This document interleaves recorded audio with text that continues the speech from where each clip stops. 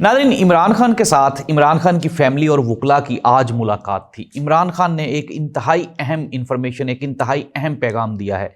ये जो पैगाम है ये आसिम मुनीर साहब के नाम है, ये पाकिस्तानियों के नाम है। ये पैगाम क्या है, इंतहाई अहम इंफॉर्मेशन शामिल करेंगे आज के प्रोग्राम में। इसके साथ ही साथ नाज़रीन एक दर्द भरी कहानी है हमारे पास।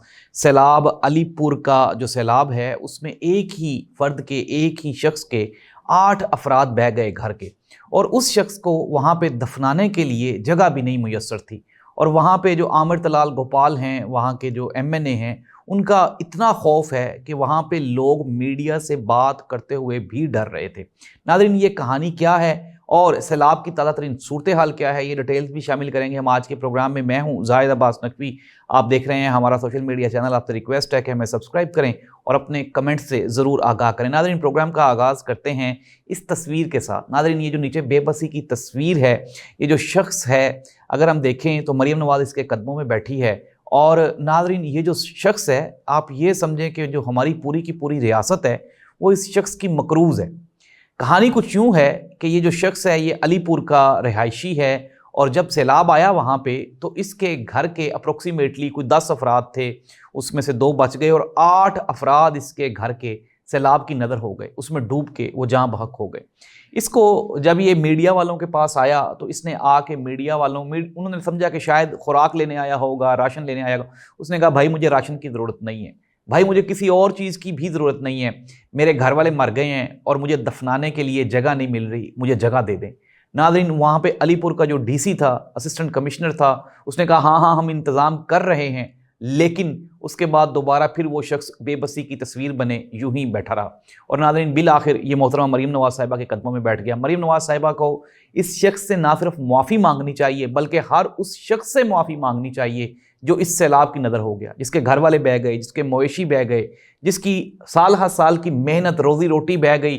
हमें इन तमाम पाकिस्तानियों से माफ़ी मांगनी चाहिए, मुझे भी मांगनी चाहिए कि शायद मैं अपना हक अदा नहीं कर पाया, मैं लोगों की आवाज़ आवाम तक नहीं पहुंचा पाया। और मरियम नवाज़ साहिबा को भी मादरत करनी चाहिए कि शायद वो उस तरह से परफॉर्म नहीं कर पाई जिस तरह से वो कर सकती थी अगर सैलाब से पहले कोई इंतज़ामी अमूर का जायज़ा लिया जाता, जापान ना जाया जाता और यहाँ मुल्क में रह के मुल्क के मसाइल को देखा जाता। तो नाज़रीन, ये तो थी सैलाब की सूरत हाल।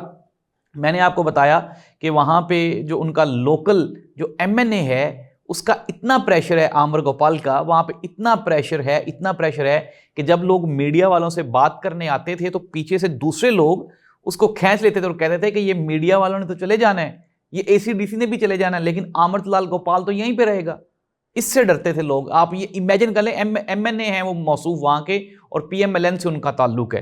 नाज़रीन, ये सूरत हाल है। मैं आपको बारहा ये बता के थक गया कि जलालपुर, पीरवाला, अलीपुर, इसके अलावा शुजाबाद, नाज़रीन ये वो इलाके हैं जो डूब सकते ही नहीं थे।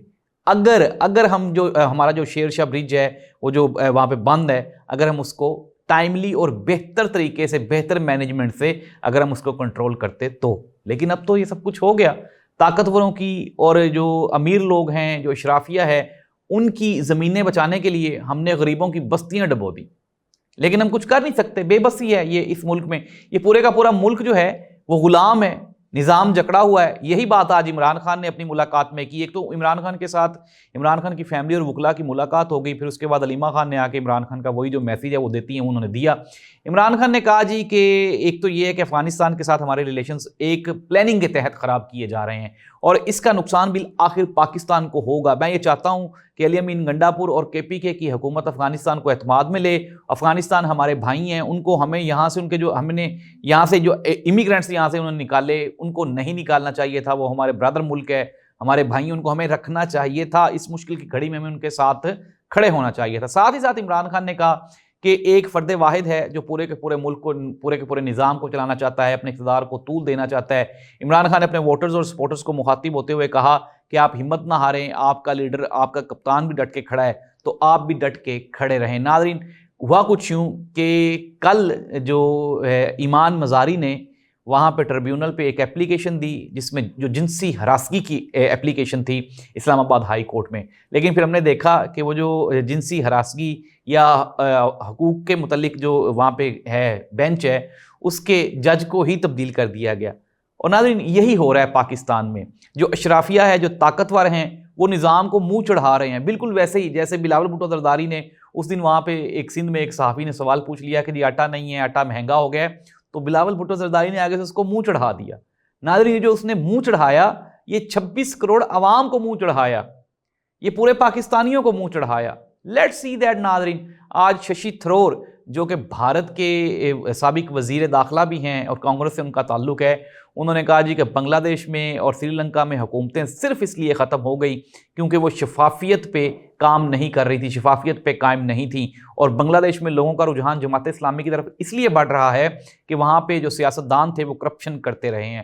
ناظرین کسی بھی ملک کی بقا اور بہتری کا جو پورا نظم و نسق کا جو دار و مدار ہوتا ہے وہ ایمانداری پہ ہوتا ہے، سچ پہ ہوتا ہے، اخلاقیات پہ ہوتا ہے، میرٹ پہ ہوتا ہے۔ لیکن اگر ہم آج پاکستان کی بات کریں تو پاکستان کی جو موجودہ حکومت ہے، پاکستان تحریک انصاف کہتی ہے جی فارم 47 والے ہیں۔ اگر ہم اسمبلی کی بات کریں تو اسمبلیوں سے پاکستان کی جو سب سے بڑی سیاسی جماعت یعنی کہ پاکستان تحریک انصاف وہ استعفے دے رہی ہے۔ اگر ہم عدالتوں کی بات کریں تو سپریم کورٹ آف پاکستان کا جج اسلام آباد ہائی کورٹ کے جج کو نہیں مانتا، اسلام آباد کے ہائی کورٹ کا جج سپریم کورٹ آف پاکستان کے جج کو چیلنج کر کے کہتا ہے کہ مجھے جو لائے ہیں وہ مجھے رکھ بھی لیں گے، وہ میری تقرری کا بھی انتظام کر لیں گے۔ یہاں پہ عدالت میں جج کو صرف اس لیے بدل دیا جاتا ہے کیونکہ یہ خیال کیا جاتا ہے، یہ خوف ہے کہ کہیں یہ نہ ہو کہ یہ جج کہیں میرٹ پہ فیصلہ نہ کر دے۔ ناظرین کئی قومیں صرف اس لیے برباد ہو گئیں کہ وہ کم تولتی تھیں، کچھ قوموں کے اوپر عذاب اس لیے آیا کہ وہ جھوٹ بولتی تھیں، کچھ قومیں ایسی تھیں جس دن حکم تھا کہ آج چھٹی کرنی ہے اس دن وہ چھٹی نہیں کرتے تھے، کاروبار چلاتے تھے، اس وجہ سے وہ پوری کی پوری قوم برباد ہو گئی۔ اور آج ہمارے ملک کی جو حالت ہے تو ایسی حالت میں ہماری اکانومی، ہماری معیشت، ہمارے اندرونی بیرونی حالات وہ ایسے ہی ہونے ہیں۔ جہاں پہ میرٹ پہ فیصلے کرنے سے روکا جائے، جہاں پہ جو اخلاقی جواز پہ قائم حکومت اپنا ثبوت ہی نہ پیش کر سکے کہ آیا کہ وہ اسمبلی میں صحیح بیٹھے ہیں یا پھر غلط بیٹھے ہیں، اور جہاں پہ جس ملک کی سب سے بڑی سیاسی جماعت اسمبلی سے ہی باہر نکل جائے تو وہاں پہ اسمبلیوں کا اخلاقی جواز کیا رہے گا۔ ناظرین پاکستان تحریک انصاف والے یہ کہتے ہیں کہ ہم نے 26 نومبر کی صرف اور صرف یہ مانگا تھا کہ پمز ہاسپٹل کی ہمیں اس دن کی رپورٹ دے دی جائے، تو ہماری وہ جو ہے انسانی حقوق کی کمیٹی اس کے بعد اجلاس ہی نہیں بلایا گیا۔ تو انہوں نے کہا ایسی صورتحال میں ہم کمیٹیوں میں بیٹھ کے کیا کریں گے، اسمبلی میں بیٹھ کے کیا کریں گے، ہم نے ایسی اسمبلی کو چاٹنا ہے جہاں پہ آپ عوامی ریپریزنٹیشن ہی نہ کر سکیں۔ تو ناظرین حالات کیا ہیں، ہونے کے حوالے عمران خان کے ساتھ ملاقاتیں تو کھل گئی ہیں لیکن عمران خان کی رہائی ابھی تھوڑی دور ہے۔ توشہ خانہ 2 کیس میں جو گواہ پیش ہوا اس نے انکار کر دیا اور ڈینائی کر دیا، ڈینائل ہو گیا، اس وجہ سے اب یہ چانسز ہیں کہ وہ کیس تو بڑھ گیا۔ لیکن میں آپ کو یہ پیشگی خبر دے رہا ہوں کہ توشہ خانہ 2 میں اس لیے سزا ہونی ہے کیونکہ عمران خان کی القادر ٹرسٹ کیس میں عمران خان کی بیل ہونی ہے، تو اس میں رکھا جائے گا، اس میں چھوڑ دیا جائے گا، بیلنس کر دیا جائے گا۔ حالات یہی ہیں ناظرین، اس دعا کے ساتھ کہ پاکستان میں میرٹ پہ فیصلے ہوں اور پولیٹیکل یہ جو پولرائزیشن ہے اس کا خاتمہ ہو تاکہ عوامی مسائل پہ بات ہو سکے۔ اللہ حافظ۔